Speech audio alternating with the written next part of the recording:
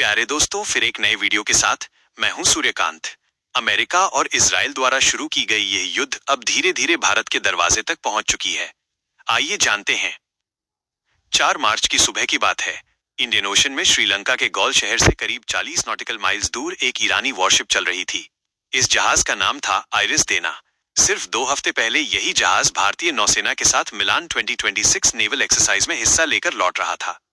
भारतीय नौसेना ने खुद इस जहाज का स्वागत किया था और ब्रिजेस ऑफ फ्रेंडशिप जैसे हैशटैग के साथ इसकी तस्वीरें भी शेयर की थीं। लेकिन 4 मार्च की सुबह अचानक सब कुछ बदल गया। एक अमेरिकी नेवी सबमरीन ने MK-48 टॉर्पीडो से इस जहाज पर हमला कर दिया।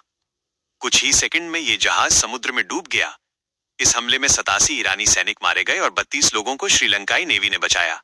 सबसे चौंकाने वाली बात यह रही कि यह घटना इंडियन ओशन में हुई, लेकिन भारत की तरफ से कोई आधिकारिक प्रतिक्रिया सामने नहीं आई।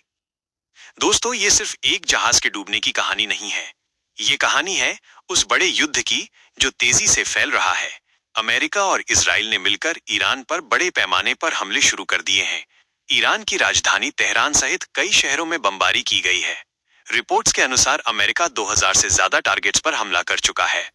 लेकिन ईरान भी चुप नहीं बैठा। मिडिल ईस्ट में 9 देशों के 27 अमेरिकी सैन्य ठिकानों पर मिसाइलें दागी गईं।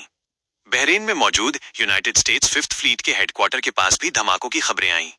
कुवैत में 3 अमेरिकी फाइटर जेट क्रैश हो गए। सऊदी अरब की राजधानी रियाद में 2 ड्रोन अमेरिकी एम्बेसी से टकरा गए। इन हमलों में कम से कम 6 अमेरिकी सैनिक मारे गए। इजराइल में भी ईरानी मिसाइल हमलों से टेल अवीव में 40 से ज्यादा इमारतों को नुकसान पहुंचा है। दूसरी तरफ ईरान में अमेरिका और इजराइल की स्ट्राइक में 1000 से ज्यादा लोगों की मौत हो चुकी है। इस युद्ध की सबसे बड़ी चिंता है स्ट्रेट ऑफ हॉर्मुज। ईरान ने इस महत्वपूर्ण समुद्री रास्ते को बंद करने की धमकी दी है। दुनिया के कुल तेल व्यापार का लगभग 20% इसी रास्ते से गुजरता है। अगर ये रास्ता बंद होता है तो इसका सीधा असर भारत पर पड़ेगा, क्योंकि भारत अपनी जरूरत का लगभग 55% तेल मिडिल ईस्ट से खरीदता है। अब वापस आते हैं आइरिस देना की कहानी पर।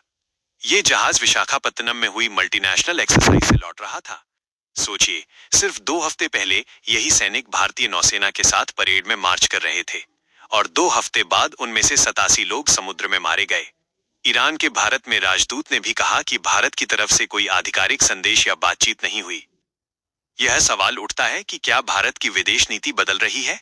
भारत हमेशा से एक बैलेंस्ड फॉरेन पॉलिसी के लिए जाना जाता रहा है। चाहे जवाहरलाल नेहरू, इंदिरा गांधी, अटल बिहारी वाजपेयी या मनमोहन सिंह, सभी ने रणनीतिक स्वतंत्रता बनाए रखी। 1979 में सोवियत यूनियन ने अफगानिस्तान पर हमला किया तो भारत ने उसका समर्थन नहीं किया। 2003 में अमेरिका ने इराक पर हमला किया तो अटल बिहारी वाजपेयी ने 20,000 भारतीय सैनिक भेजने से मना कर दिया। जोर देकर आग्रह करती है कि ऐसी कोई सैन्य कार्रवाई न की जाए जिससे अंतर्राष्ट्रीय समुदाय की सामूहिक सहमति प्राप्त न हो। और 2011 में जब लीबिया में सैन्य कार्रवाई हुई तो भारत ने संयुक्त राष्ट्र में इसके खिलाफ आवाज उठाई। लेकिन अब सवाल उठ रहा है कि क्या भारत ने अपनी रणनीतिक स्वतंत्रता खो दी है? इस युद्ध का असर सिर्फ राजनीति तक सीमित नहीं रहेगा। इसका असर सीधे आपकी जेब पर भी पड़ेगा। अगर मिडिल ईस्ट से तेल की सप्लाई रुकती है तो भारत में पेट्रोल, डीजल और गैस की कीमतें बढ़ सकती हैं। पहले ही LPG सिलेंडर की कीमत में 60 रुपए की बढ़ोतरी हो चुकी है। अभी इस युद्ध के खत्म होने के कोई संकेत नहीं दिख रहे। अगर ये संघर्ष और बढ़ता है तो इसका असर पूरी दुनिया पर पड़ेगा।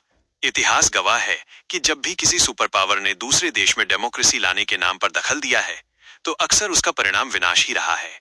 और सबसे ज्यादा कीमत हमेशा आम लोगों को चुकानी पड़ती है, चाहे वो ईरान के लोग हों, इजराइल के हों, अमेरिका के हों या भारत के।